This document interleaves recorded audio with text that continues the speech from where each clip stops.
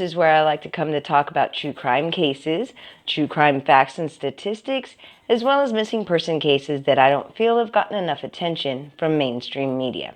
If these type of topics interest you, I hope that you will choose to subscribe to my channel. Also, if you hit the little bell, YouTube will notify you whenever I upload new content. One other thing, if you're ever interested in any of the necklaces that I wear in my videos, there's a link in the description box to this video to the Etsy shop where you can get one of your own. Go check out Sonoran Uniquities, where you can find unique items that you will not find anywhere else. It's my shop. Come check me out, okay? All right, now the topics that I discuss are intended for mature audiences only, and viewer discretion is most definitely advised. Today's episode is another Did You Know? And for those of you who've been here before, you already know that my Did You Knows series discusses facts and stats on specific subjects. Today's subject is domestic violence, and if hearing about domestic violence is too triggering for you, I hope that you will please take care of you and click out now. I hope you will return, though, to watch a future video. This Did You Know is going to be a little bit different. This time, as well as the Did You Know facts and stats, I will be telling you a few stories of actual domestic violence cases that you may or may not have heard of. I won't be going into great detail, but I will be giving you the condensed versions about these cases. The subject matter of domestic violence hits home with me. My first husband was a violent man. He also subjected me to emotional and sexual abuse, so I have been there. I never thought that I was alone in dealing with those things. I knew they were common, but I wasn't quite sure how prevalent domestic abuse is in our society. I was also not aware of how much help is out there for somebody who is being abused. And that is the reason that I'm doing this video today. So let's get started. Did you know that on average, nearly 20 people every minute are physically abused by an intimate partner in the U.S.? That means that in 1 year, more than 10 million men and women suffer from domestic violence here in the U.S.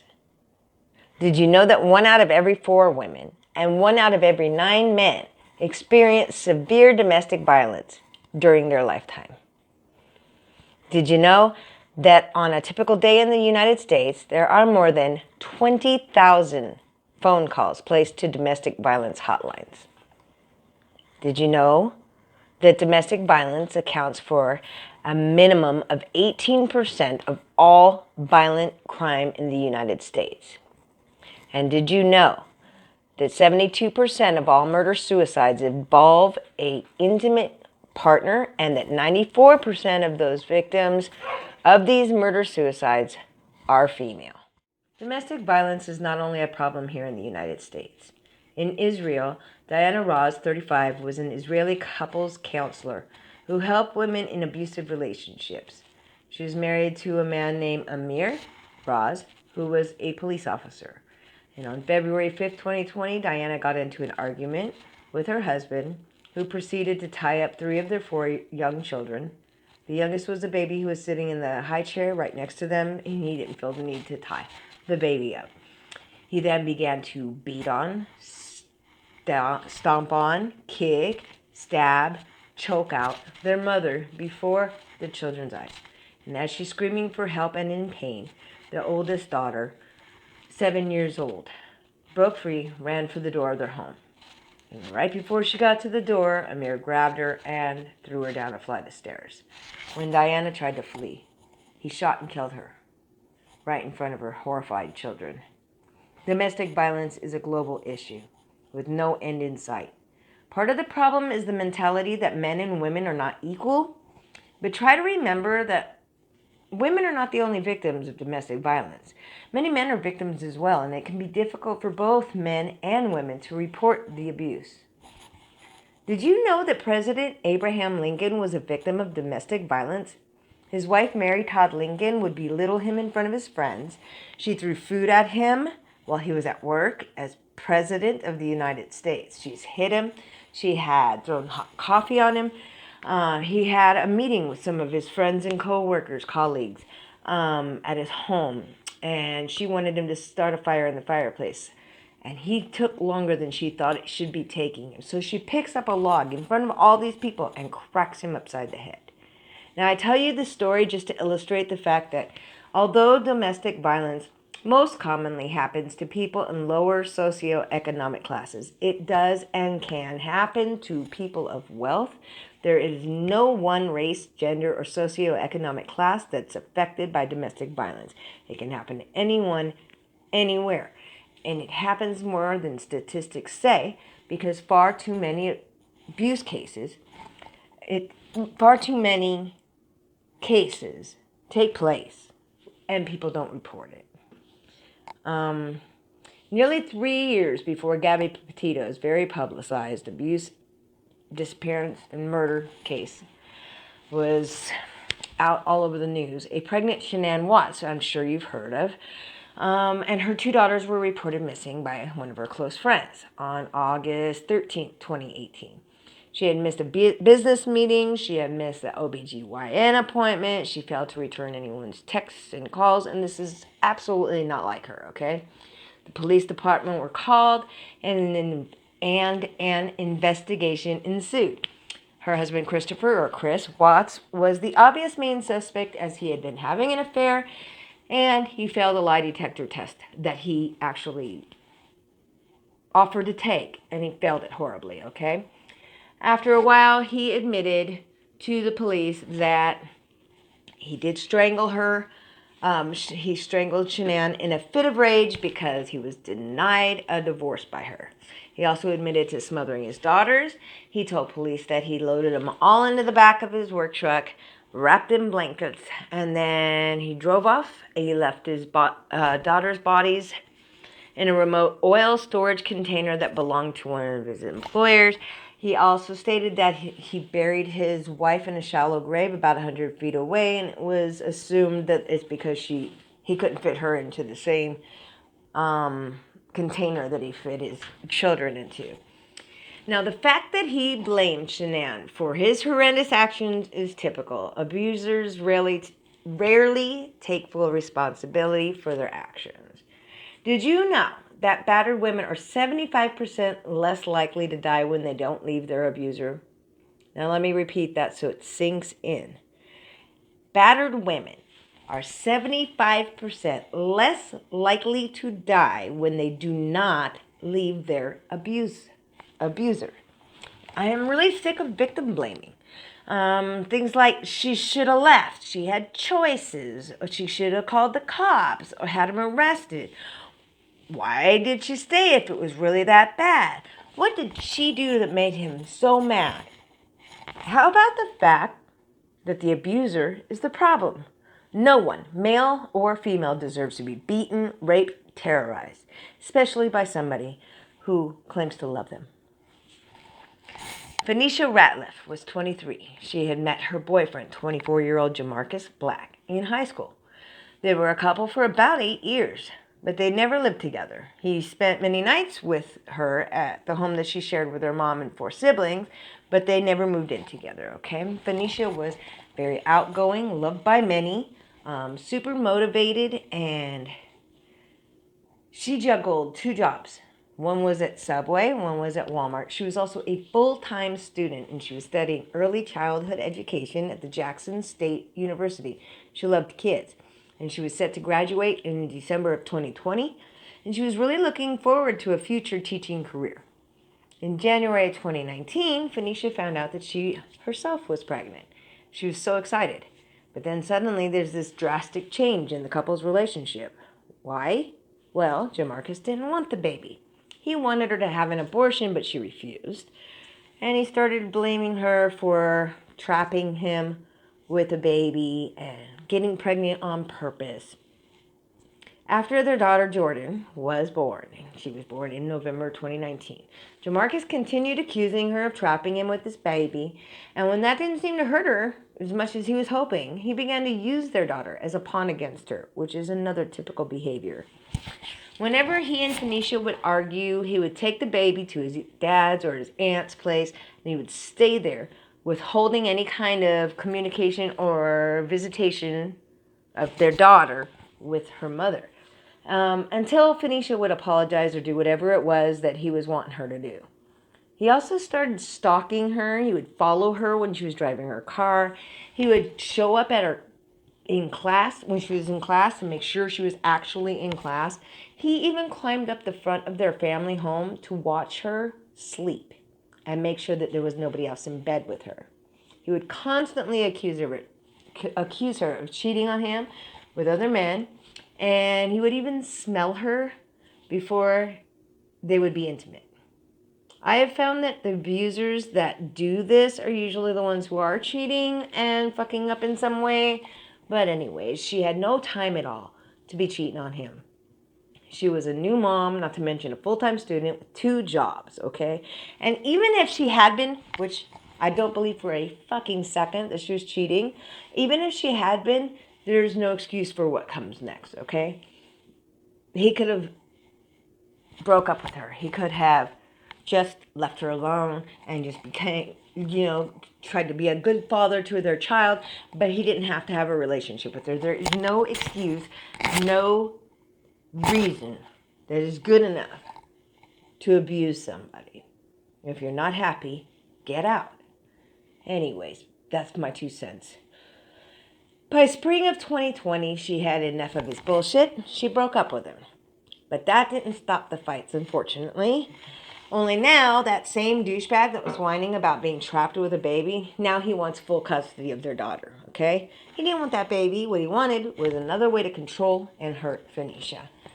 On April 28, 2020, he entered the subway where she was working. He had a gun. He took her outside, and he told her that she had 1 week to sign over full custody or he would finish it for her.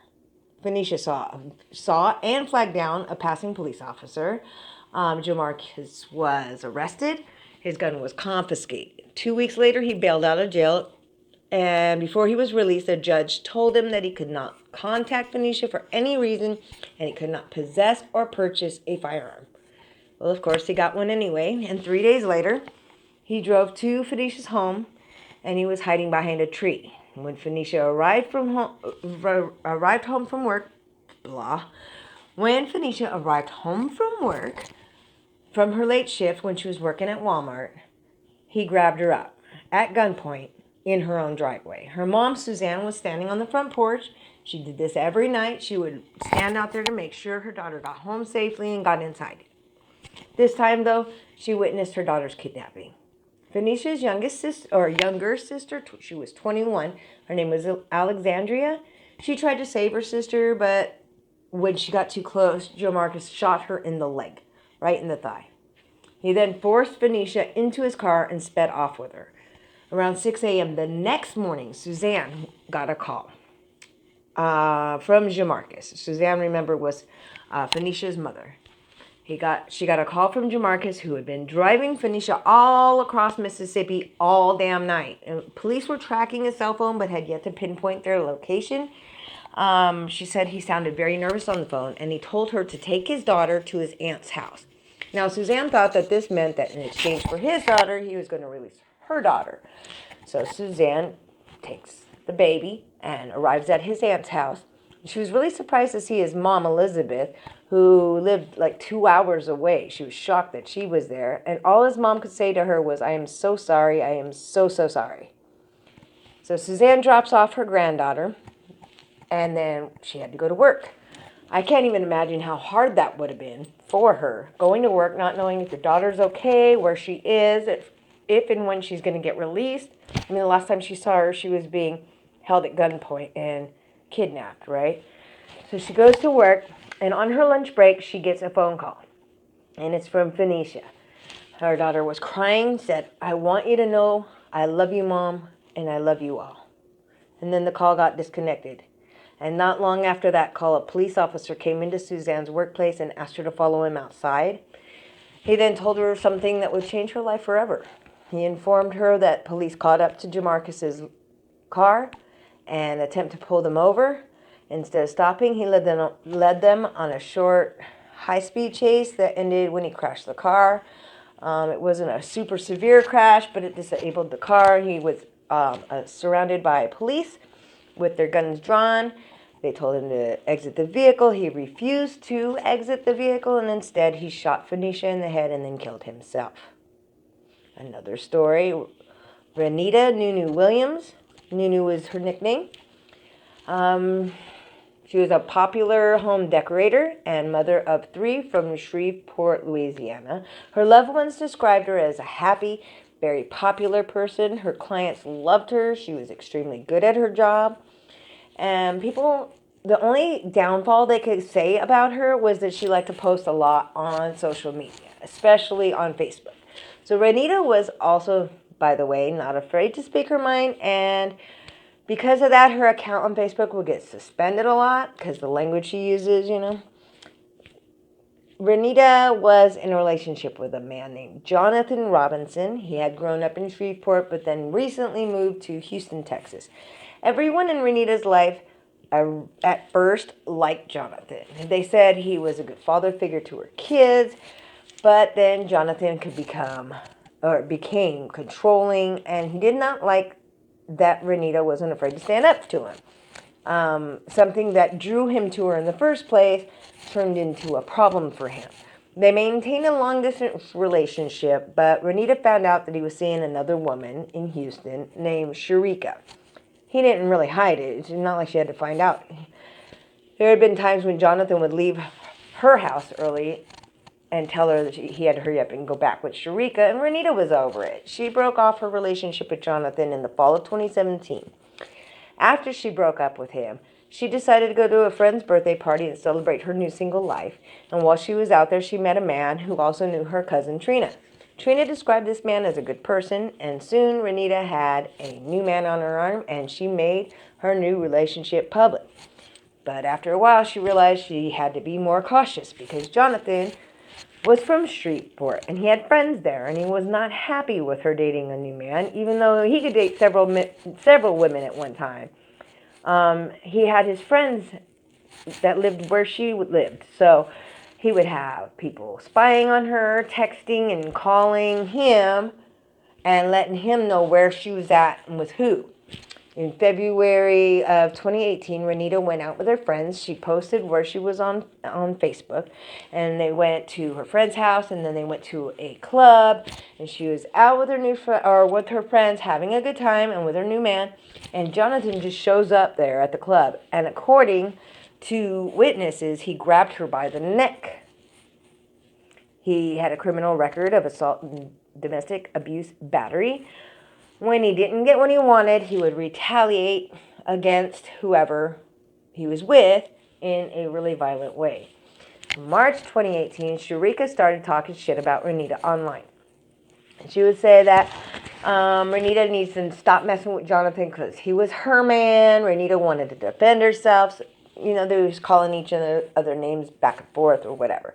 She went on to a Facebook Live, and she started talking about how Jonathan was still trying to get back with her, and she talked shit about Sharika and so forth, okay? It was a drama thing between both of them. But Jonathan saw this, and because Renita was not afraid to stand up to him, he was going to make her pay in other ways. And on April 12, 2018, Renita, her brother, and her mom Anita were all at home, and Jonathan arrives at their house. Beating on the door, they wouldn't answer it, so we kicked it in. He's holding a rifle or a shotgun. I couldn't tell which. From the video that I watched. This is all on video, this part here. He was holding the family at gunpoint. Anita, which is her mom, told Jonathan she was going to call the police. Jonathan was like, I wish you would call them. I wish they would show up. It got all pissed off, and then he shot toward her mom, and the bullet just went past her face. She was able to escape and run to the neighbor's house, and she called 911. Meanwhile, back at her house, Jonathan told Renita that she needed to get her ass on Facebook Live and apologize to Sharika for the shit that she had been saying earlier. Renita's Facebook Live or Facebook account had been blocked because of some of the shit that she was saying online. So she had to use her brother's Facebook account because, like I said, hers was suspended. She said Quote, "Hey y'all, this is Nunu. I didn't have any business doing all that. My page been blocked." Now, that's a quote. Jonathan could be seen in the background, pacing back and forth during this live thing, okay? He had his gun. He kept saying, "Now apologize, bitch. Bitch, you're going to apologize to her." So Renita apologized directly to Sharika on Facebook Live. And after she apologized, her brother was able to take off out the house unharmed. Jonathan shot Renita in the leg, and she yelled, "Stop it, Jonathan." And she dropped the phone. Now the phone lands on the ground, but all you can see is a rifle and his head. And he's talking all kinds of shit. Bitch, game over. Bitch, want to be famous, I'll fucking make you famous. All this stuff, okay? And then he shot Renita 4 more times. And then he said, "Bitch, game over." Meanwhile, while all this is going on, police had arrived outside. And for about an hour after the shooting, they were talking with Jonathan and trying to get him to come outside, put his weapon down, come out. He fired several shots at officers. A source that I saw said one officer was hit, but it didn't tell me. I couldn't figure out how severely or if he was okay after, or if that was the only officer that he hit. He ended up talking to Sharika on the telephone, and she told him to put the gun down and give himself up. She convinced him to do that, and so he put the gun down. He walks outside. Jonathan was then arrested for second-degree murder, but he told the police that he needed to be charged with first-degree murder. Now, that is the first thing that I can agree with that man on. If you plan this shit out, he had time to get a gun. He had the time to drive out there to the house. He could have stopped at any time. He went there with this intention. Absolutely, that should have been first-degree murder. And they should have put his ass down. But that's just my opinion. The prosecutor wanted the death penalty, but Renita's family did not want that, according to them. Jonathan was sentenced, though, to life in prison without the possibility of parole, plus 100 years. And in court, after he was sentenced, he was allowed to stand up and talk to the family. And he told Renita's family this, quote, "I am so sorry I did what I did. I know I hurt a lot of people and myself. I hope one day you will forgive me for what I did." Again, with the typical abuser thing, he couldn't just say, "I'm sorry, I fucked up, I should have never did this." Not that apologizing is going to bring her back, but he had to throw in there that he hurt himself too. It's not about you, homie. You already did what you wanted to do, and you made it about you, but it was never about you. Anyways, Anita told Jonathan that she already forgave him. And that makes her a better woman than I am, because I could have never, ever forgiven him for taking my child. Did you know that globally, an estimated 736 million women, almost 1 in 3, have been subjected to physical and or sexual domestic violence in their lifetime? And did you know that most violence against women is perpetrated by current or former husbands or intimate partners? Did you know that in 2020, 47,000 women and girls died at the hands of an intimate partner or family member? And did you know that less than 40% of women who experienced violence seek help of any kind? Did you know that at least 158 countries have passed laws against domestic violence? Now, there's 195 countries in the world, so although 158 seems like a good number, it's not good enough. It's also not good enough to simply have laws when those laws are not enforced as often as they need to be, which is every damn time. And too often they're not. Again, too many times the victims are blamed, and in some instances, the victims are punished with arrest. Did you know that 84% of Native American women and Alaskan Native women have experienced violence in their lifetime, and more than half of them have endured this violence at the hands of an intimate partner. Did you know that Black women and Native American women are 30% to 50% more likely to experience domestic violence than white women and Asian women in the U.S.? Did you know that 44% of lesbian women and 61% of bisexual women experience domestic abuse, as opposed to 35% of heterosexual women? Did you know that women between the ages of 18 and 24 are the most likely to experience domestic violence for the first time? Regardless of race, regardless of ethnicity, sexual orientation, and gender, domestic violence occurs when there is an imbalance of power in the relationship, when one partner uses physical force and other tactics like emotional abuse, verbal abuse, financial abuse, sexual abuse to maintain control, and abuse is never justified, regardless of the person's race or culture or gender. It's just never justified. It's also important to remember that the person being victimized did not cause the abuse. Abuse is caused by the choice abusers make to abuse. The reasons behind this choice to abuse another person are often complicated, and some people grew up watching this, and they're just perpetuating this cycle. Some people abuse others because they're jealous, they have low self-esteem, they have poor impulse control. Some have personality, in my opinion, all of them have personality disorders, because you couldn't do this to somebody if you didn't. Sometimes it's a life event or activity that seems to increase these risk factors. They include experiences with discrimination, socioeconomic issues like financial insecurity, sometimes pregnancies. Additionally, one study found that women who are living with their partner were 6 times more likely to experience severe domestic violence as compared to people who are just dating and not living together. However, researchers also noted that women experience more severe forms of domestic violence once they are separated or divorced. If you are a loved one, is a victim of domestic violence, or if you're an abuser who wants to get help, I have a list of resources down in the description box for this video. There's help out there. It's free, it's confidential, and you may remain anonymous. That's all for today. Until next time, y'all, you stay safe out there.